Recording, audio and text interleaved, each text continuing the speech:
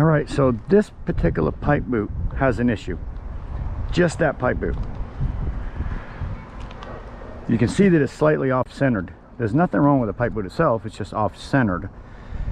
And it's causing pressure on the side of the boot, kind of slipping it over a little bit.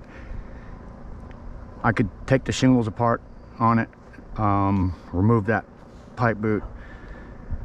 I could put a perma boot from permaboot.com on there. You can buy them at Lowe's also. Or the easiest repair for a homeowner, maybe one of the easiest I should say, because the perma boot is pretty easy, is this little Oatey. It's an Oatey flange, and they use these for repairing pipe collars, basically like this one. So what you end up doing is taking their little piece of paper out of there, making sure that, look at how loose that pipe is, making sure that this will fit your collar, because there's different sizes. If you're going to have a 3-inch, you would have to cut it out, but as I can see, this pipe is very loose in that wall. But see what that, if you see what I'm getting at, you can see what's going on here. What I want to do is seal this down to that. Okay, well, normally I wouldn't even put it on first. I would do that first. So this right here, I take to the outside edge, right where it's going to hit that other pipe collar.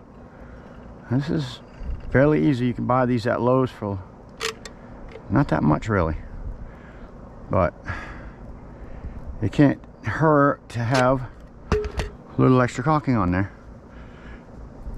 Try to keep it off your fingers if you can. You're going to take that piece, slide it right down over the top of that one, just like that, and make a nice seal. And that's how you would replace your pipe collar. Now it no longer has that hole in the top of it. So that's one of the easier homeowner pipe collars to fix.